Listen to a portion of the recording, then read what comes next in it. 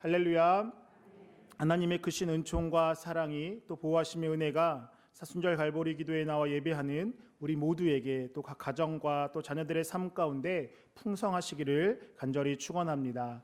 오늘은 누가복음 5장 1절에서 11절의 말씀을 가지고 제자의 삶, 말씀에 의지하여라는 제목을 가지고서 하나님의 말씀을 증거하도록 하겠습니다. 오늘 본문의 이야기는 예수님께서 베드로를 부르시는 장면입니다. 병행구절인 마태복음 4장 18절에서 22절과 마가복음 1장 16절에서 20절의 말씀을 보면 첫 제자들을 부르심이라는 소제목이 나와 있습니다. 이와 같이 오늘 본문은 베드로를 부르는 장면인데 특별히 다른 복음서와 달리 베드로가 예수님의 말씀을 따라 그물을 내리는 장면이 부각되어 있습니다. 복음을 여러 가지로 표현할 수 있지만 한마디로 표현하면 예수 그리스도입니다. 죄로 인해서 영원히 죽을 수밖에 없는 우리를 위하여서 하나님의 아들 예수 그리스도께서 이 땅에 오셨고 우리를 위해서 죽으시고 부활하셔서 그것을 믿는 자들에게는 영원한 생명을 주시는 것, 그렇게 복음의 핵심을 한마디로 말하라 라고 한다면 예수 그리스도입니다. 그렇게 마태복음은 마태가 본 예수 그리스도의 이야기와 또 말씀인 것이고, 마가복음은 마가의 눈으로 본 예수 그리스도의 이야기, 그의 삶인 것이고, 요한복음은 요한의 눈으로 본 예수 그리스도의 이야기입니다. 그렇게 내용이 조금씩 다를 수 있지만 복음서는 그들이 겪고 듣고 본 예수 그리스도의 모습이고, 그 모든 내용을 종합적으로 본다라면 그것이 바로 예수 그리스도의 모습 그 자체인 줄 믿습니다. 오늘 베드로를 부른 그 모습에 있어서 누가의 초점 중 하나는 다른 것이 아니라 예수님의 말씀에 의지했더니 놀라운 기적을 경험했다라는 것입니다.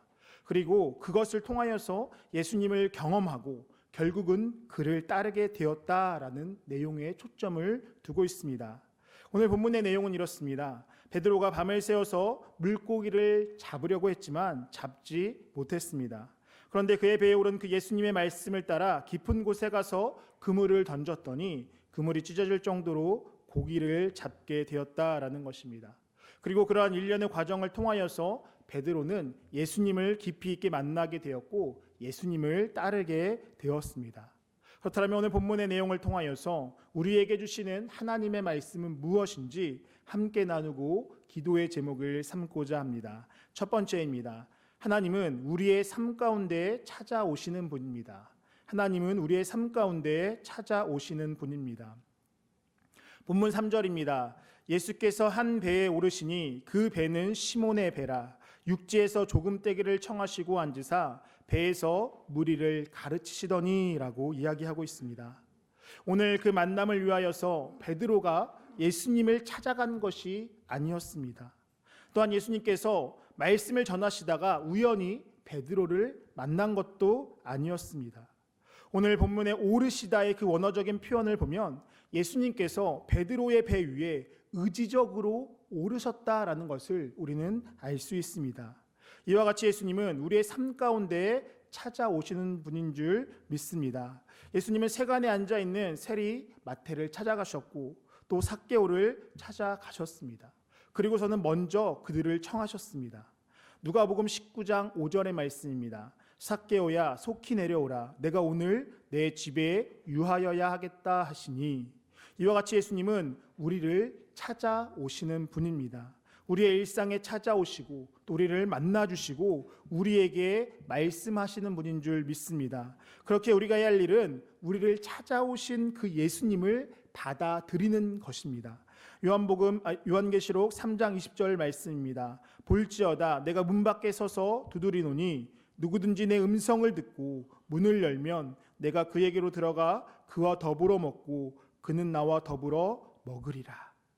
흔히들 우리가 예수님을 만나기 위하여서는 꼭 어디론가 가야 할 것 같고 아니면 어떠한 시간에 어떠한 행위를 해야 할 것 같고 그렇게 생각하는 사람들이 많이 있다라는 것입니다. 물론 어떠한 기도원이나 또 수도원에 아니면 어떠한 집회나 어떤 아울리치나 행사에 참여하여서 하나님을 만나는 경험들을 하신 분들도 많이 있습니다. 그러나 중요한 것은 그 하나님은 그곳에서만 국한되는 분이 아니라 우리의 일상의 삶 가운데 찾아오시는 분이라는 것입니다. 하나님의 임재 연습의 저자 로렌스 형제는 이렇게 이야기하고 있습니다. 당신은 그렇게 크게 외칠 필요가 없습니다. 그분은 생각보다 우리에게 더 가까이 계십니다라고 말하고 있습니다. 오늘 하루 어느 장소나 어느 시간에 국한되어서 찾아오시고 우리를 만나주시는 그 하나님이 아니라 일상의 삶 가운데 찾아오시는 그 하나님을 만나고 이미 우리의 삶 가운데 찾아오신 그 하나님을 경험하시는 하루의 삶, 지금 이 순간이 되시기를 간절히 축원합니다. 두 번째입니다. 들리는 예수님의 말씀에 순종해야 합니다. 들리는 예수님의 말씀에 순종해야 합니다. 베드로의 삶 가운데 찾아오신 예수님은 베드로에게 말씀하셨습니다. 오늘 본문 5절에서 6절의 말씀입니다. 함께 읽도록 하겠습니다. 시몬이 대답하여 이르되 선생님, 우리들이 밤이 새도록 수고하였을 때 잡은 것이 없지만은 말씀에 의지하여 내가 그물을 내리리다 하고 그렇게 하니 고기를 잡은 것이 심히 많아 그물이 찢어지는지라. 아멘. 베드로는 예수님의 말씀에 의지하였고 그물을 내리는 그 순종의 자리에까지 나아가게 되었습니다.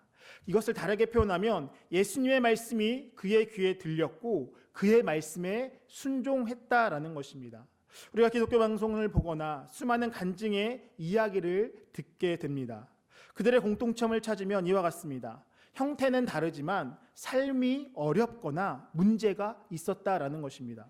그래서 기도하고 또 말씀을 듣고 읽는 그런 과정 가운데 자신을 향한 하나님의 말씀이 어느 날 들리게 되었다라는 것입니다. 그리고 그 들린 말씀에 순종하게 되었더니 삶의 문제가 해결되고 기적을 경험했다라는 것이 어떤 간증의 일종의 패턴 중에 하나입니다.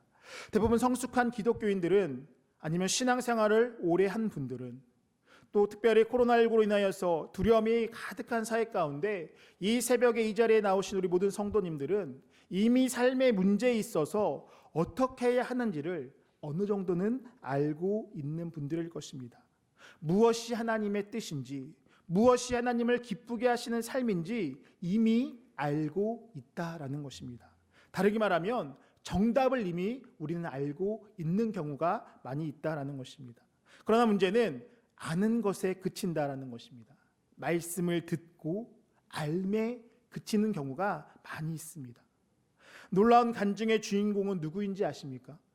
놀라운 간증의 주인공은 놀라운 순종의 주인공이 놀라운 기도의 응답의 주인공이 되는 것입니다. 하나님께서 우리의 삶 가운데 역사하심의 주된 방법은 자다가 하늘에서 떡이 뚝 떨어지는 그런 것이 아니라 말씀에 순종하면서 나아갔더니 때로 나의 생각과 나의 경험과 반하는 그 순종에 그 말씀에 순종하며 나아갔더니 조금씩 풀어지는 역사인 줄 믿습니다. 사랑구회를 담당할 때 사랑부 학생 중에 한 학생이 매주 복권을 5만 원 정도씩 샀던 학생이 있었습니다. 그리고 그의 기도 제목은 복권 당첨이었습니다.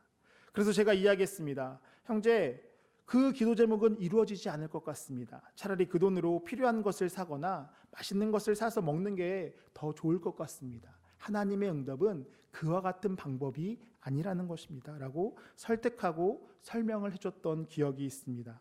오늘 본문의 예수님은 베드로의 배 위에 물고기가 스스로 올라오게 할 수 있는 능력이 있는 그런 분이셨습니다. 굳이 베드로가 그물을 내리지 않더라도 물고기를 배 위로 올라오게 하실 수 있는 분이 바로 예수님이셨다라는 것입니다. 그러나 그것은 예수님의 방법이 아니었습니다. 오늘 본문을 통하여서 우리가 놓치지 말아야 할 교훈은 하나님의 말씀이 들리고 그 말씀에 순종할 때에 하나님의 역사를 경험한다라는 것입니다.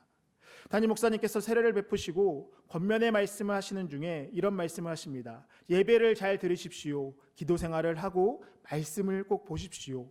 그러면서 하시는 말씀 중에 꼭 빼놓지 않는 것이 철저한 11조 생활입니다. 그러면서 하시는 말씀이 철저한 11조 생활을 해보십시오.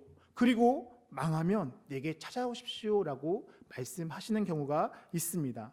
들리는 하나님의 말씀에 순종할 때 삶의 문제가 해결되고 자녀의 문제가 해결되고 묶여있는 모든 것들이 풀어지는 역사가 일어날 줄 믿습니다. 독일의 신학자 에리 자우어는 이렇게 이야기했습니다. 오직 신뢰와 헌신이 있는 곳에만 하나님의 샘이 열릴 것이다.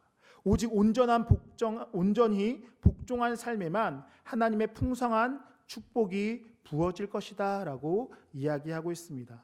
바라는 것은 어떠한 요행이나 기적과 같은 은혜만을 추구하는 것이 아니라 들려오는 하나님의 말씀에 내 생각과 내 경험과 내 이성과 반할지는 모르지만 그 들려오는 말씀에 철저히 순종함을 통하여서 매일의 삶 가운데 하나님께서 예비하신 복을 누리며 살아가는 우리 모두가 되시기를 간절히 축원합니다.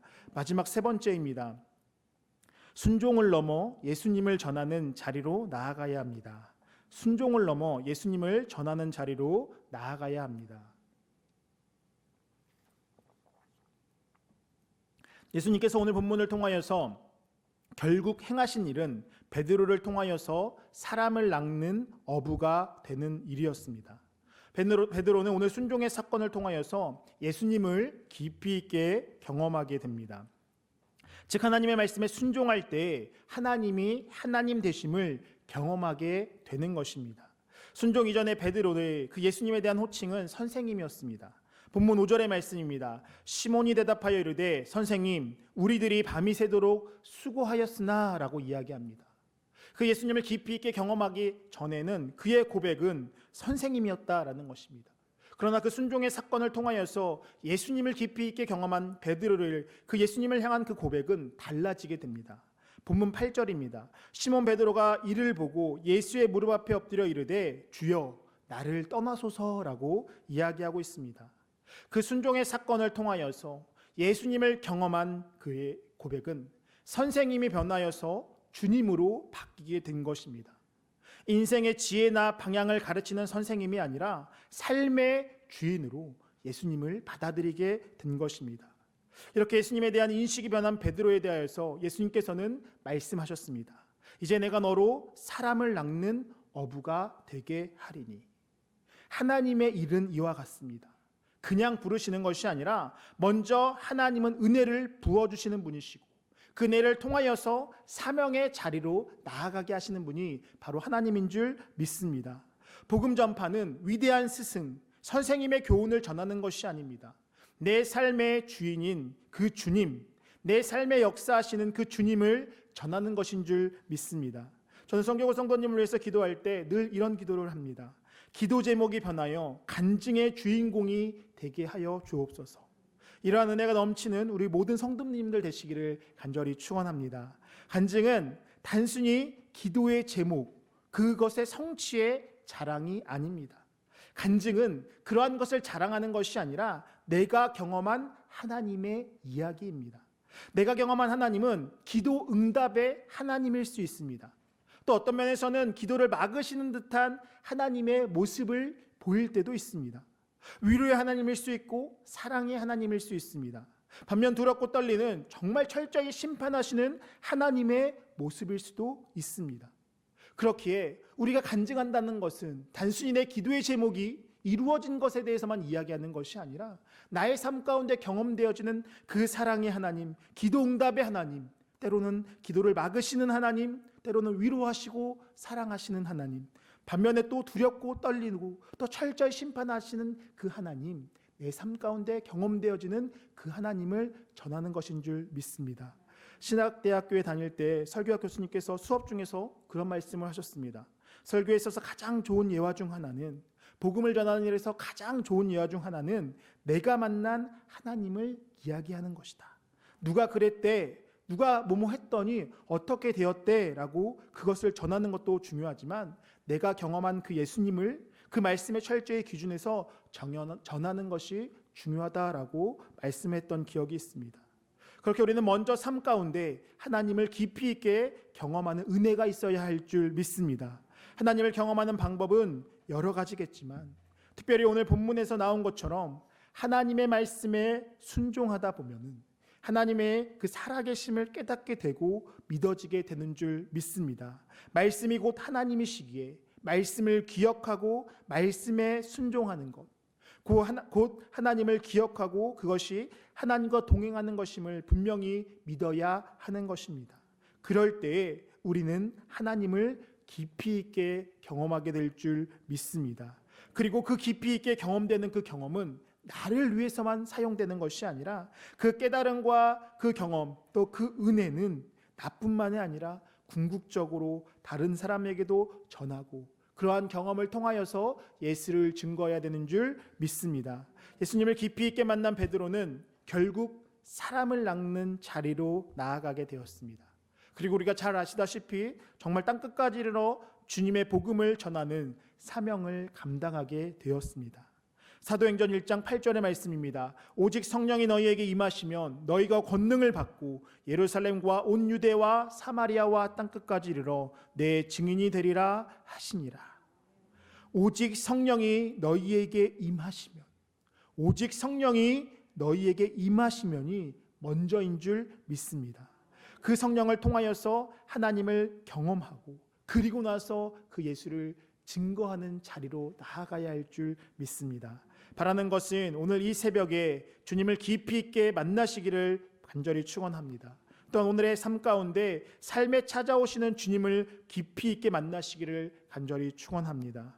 나아가 내가 경험한 그 예수님을, 내 삶에 찾아와서 역사하시는 그 예수님을 전하는 우리 모두의 삶이 되시기를 간절히 축원합니다. 기도하겠습니다.